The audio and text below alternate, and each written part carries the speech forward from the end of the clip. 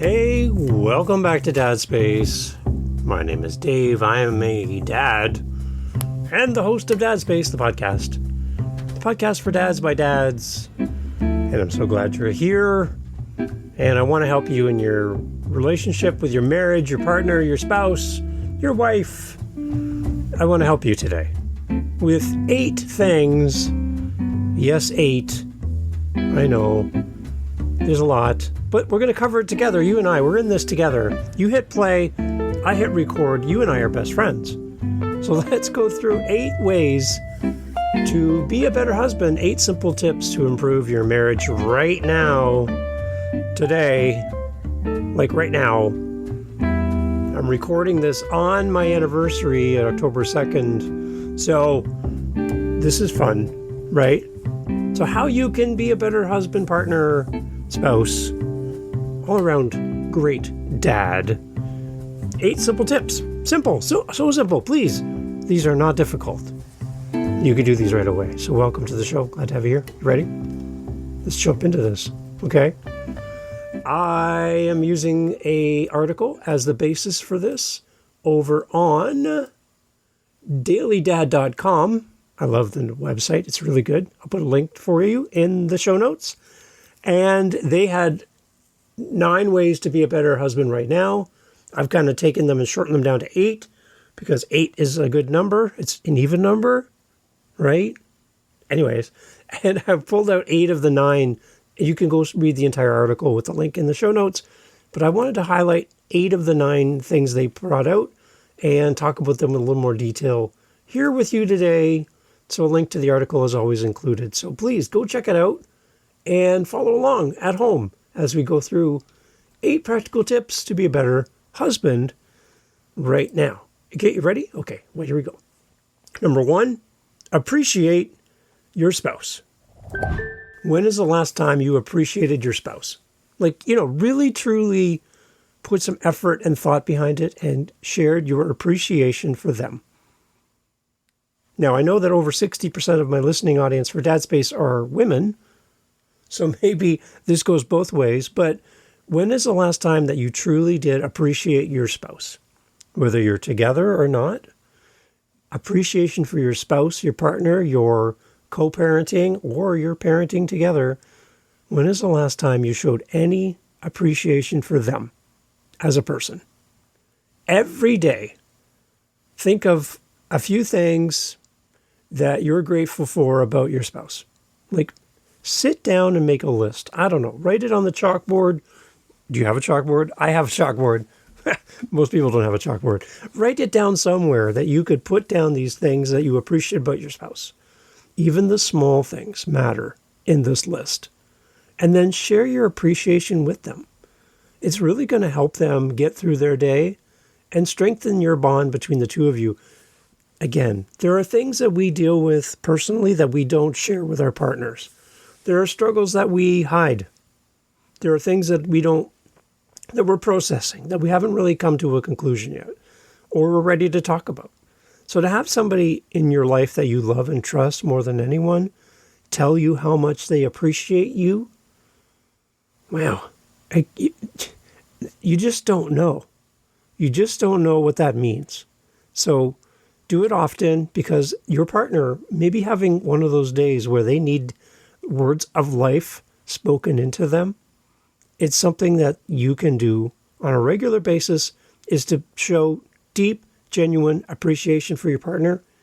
And it starts today. It's a practical way to help strengthen and improve your marriage today. I want you to show appreciation, and I want you to make it part of your regular routine.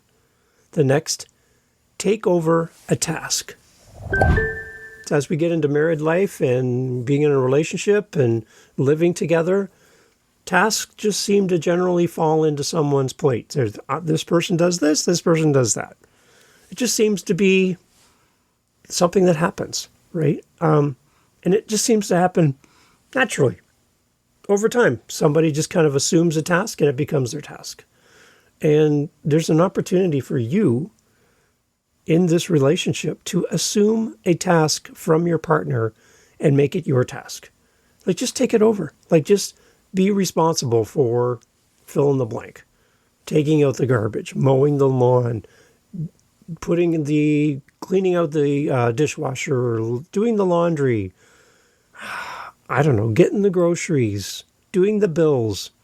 There's so many different things that we can just naturally do and just take over a task which will take something off their to-do list without expecting anything in return.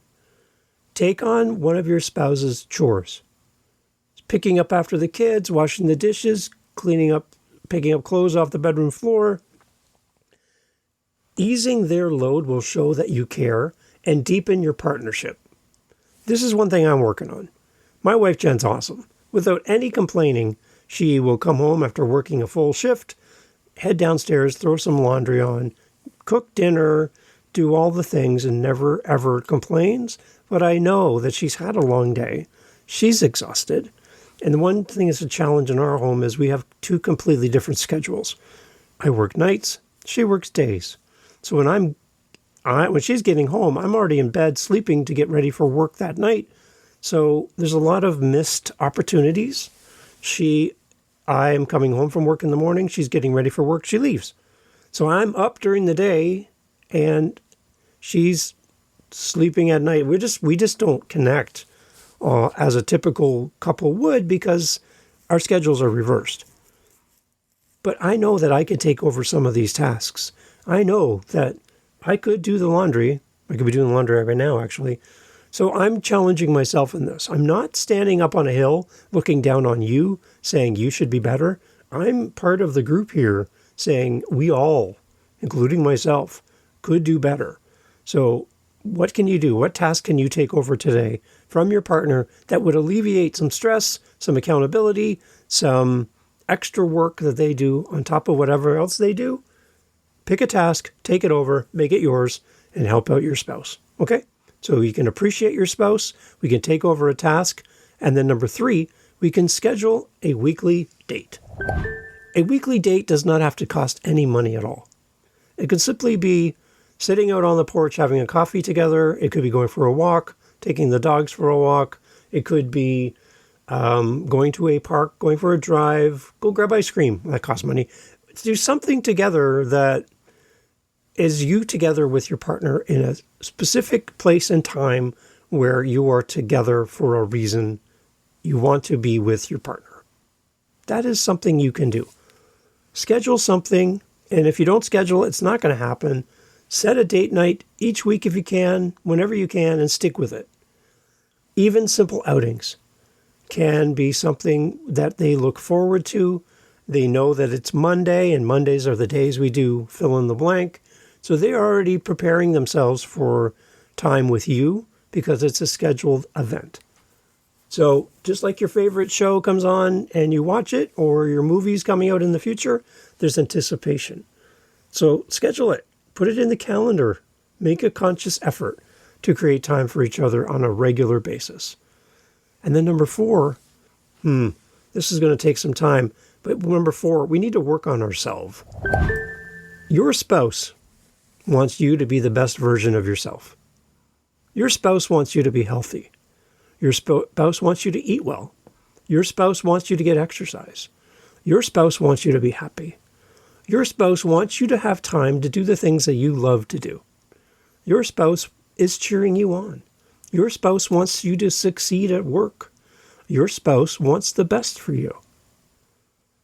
So we need to also then focus on ourselves as well and address the personal triggers that set us off, maybe invest in some self-growth, maybe listen to a podcast like Dad Space that can help us learn how to be a better human. Whether it's through reading, therapy, self-reflection, books, podcasts, we need to spend some time improving ourselves, which will then in turn improve our relationship. The better you are, the better your relationship could be. So what are you doing to make yourself better? When is the last time you invested in yourself for the benefit of your relationship? Work on yourself. It's hard.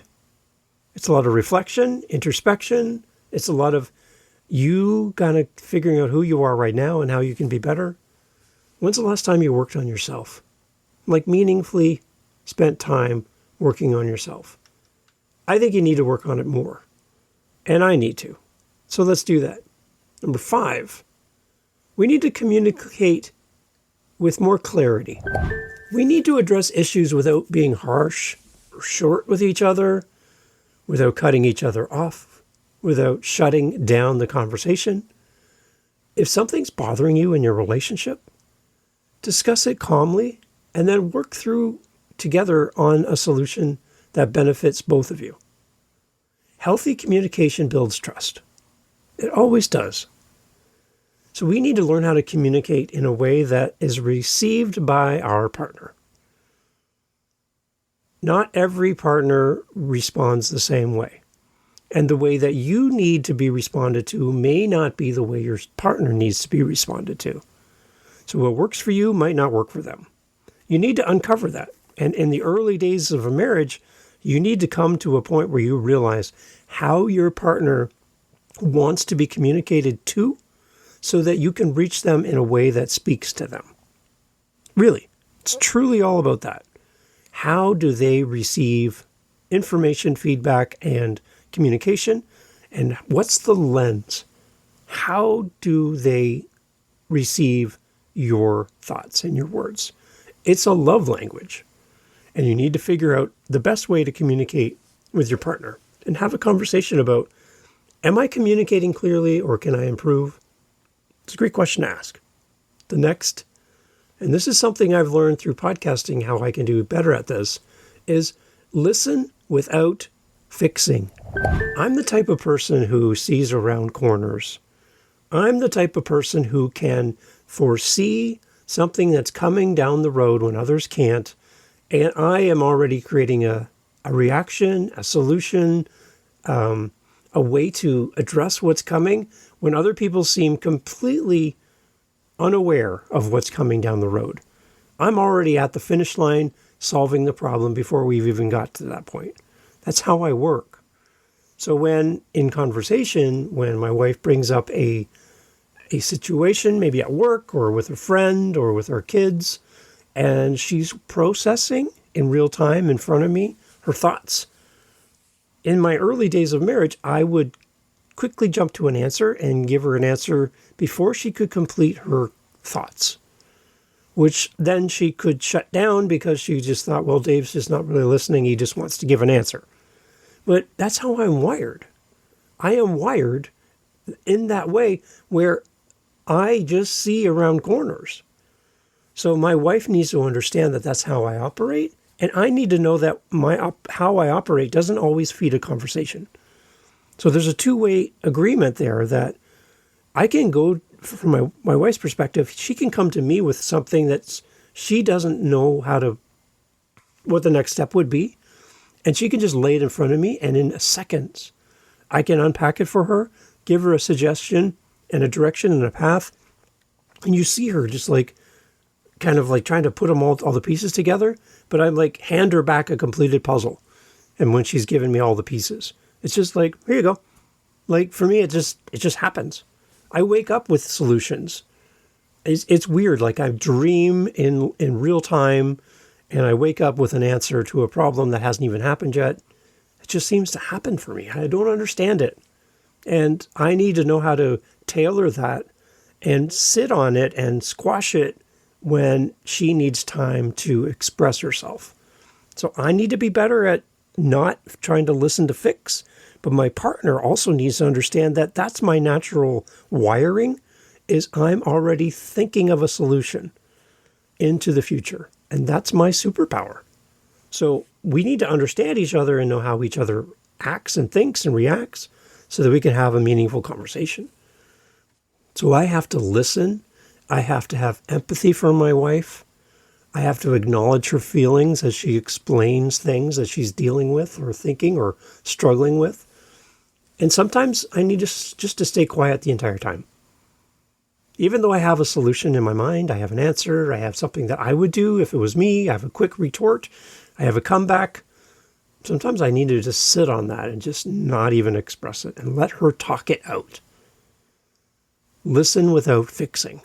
I want you to try that in your next conversation, when your partner comes to you with something, I want you to just be quiet and don't jump to a conclusion and don't jump to a solution. Just let it play out and be there for them in the moment. And let them come to you and ask you for a solution. Don't go to them with what you think is the best solution. Listen to hear, don't listen to fix. Number 7, I think as couples, we need to handle money more calmly. Money and debt and big purchases, these are all very stressful conversations.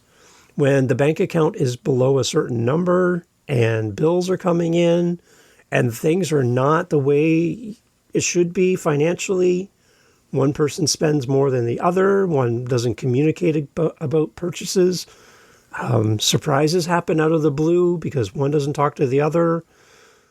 Handling money more calmly, I think, is something that we could all do better in our relationships.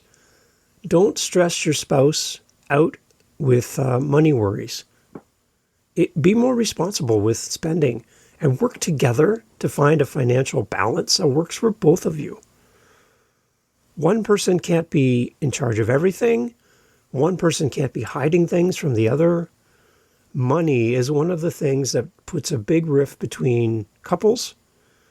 And if one person is naturally great with money and one isn't, if one person loves to shop and the other doesn't, these are all areas that can cause confusion, stress, a lot of animosity between the two of you because you are always fighting for control over your wallet and your bank account. And this will lead to some problems in your marriage, in your relationship. It's destined to be that iceberg for the Titanic. You're heading straight towards something that's going to cause a lot of problems if you don't handle money more calmly. It all goes back to conversation and sharing. What do I need? What can I do? How can I help? These are all things that we can do better. And then the last one in this list is to make your partner your priority. I think that you and I could show our spouse that they are the top priority in our lives more often.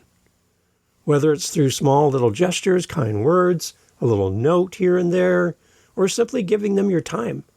Putting them first strengthens your relationship with them because you're thinking about them. Who does not want to be thought about in glowing ways? Who does not want to be capturing someone's attention and a little text message pops up, just thinking about you, love you, you're special? Like, come on. Like, those are things that make people stop and go, that's unique, that's different, that's unexpected, that's above and beyond. Don't you ever want to feel like that? Don't you want somebody to do that for you? If you want something done for you, then do it for someone else. It's pretty straightforward. If you want your kids to respect you, then respect your kids. If you want your wife to love you, love your wife. If you want people to work harder around you, then you need to work harder. If you want people to slow down and relax and listen more, you need to slow down, listen, and relax more. Do you see how that works? You need to be part of the solution. Instead of throwing your wishes out to the world on how everybody could be better, how are you better? How are you different? How are you growing? How are you better than you were yesterday? When you go to the gym, you see results. When you stick with it, you see that you lose weight, you gain muscle, you gain stamina, your body improves over time. But the moment you walk away from the gym, you slide back to the way you were. Look at all those amazing professional wrestlers that are now retired and seniors. They're hobbling around with bad knees, backs, and bad hips. And they once were huge, bigger than life. And now they're seniors with gray hair and they're balding and they look like every other senior. The moment you take a step back from who you were, you will slide back to the way you were before. So keep moving forward, keep working on yourself, and keep putting your partner ahead of you. in every situation, in conversation, in your thoughts, in your actions. Put your partner ahead of you. Start today with one of these small actions. Again, the initial article where I pulled this from will be in the show notes, but my summary is right there on your phone as well. So you can scroll through these, and all 8 of these will be showing right there on your phone. You don't have to go to my website to get it. It's right there. It's right there with you. It travels with you. So pick one of these things. You don't have to do all 8. That's a lot of work. Pick one and do it today. I'm asking you to try, because I think you'll see a result for yourself and your marriage and your partnership and your home, and your children will see it. Your community will see it. You'll see it. That your life will be better if you even just take one of these things and act on it today. I'm not talking about next week, next month, next year. Maybe I might do in the future. No, pick one and do it today so that you can then start growing your relationship.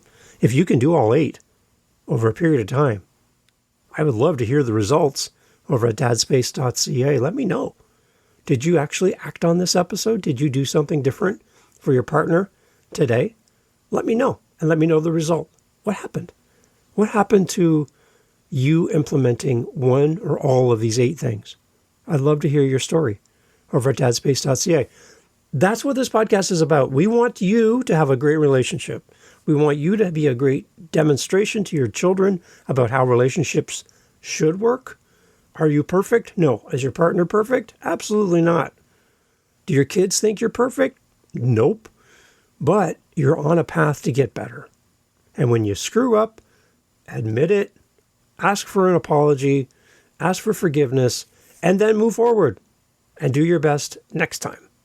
Every time making progress, moving forward to being a better you every day.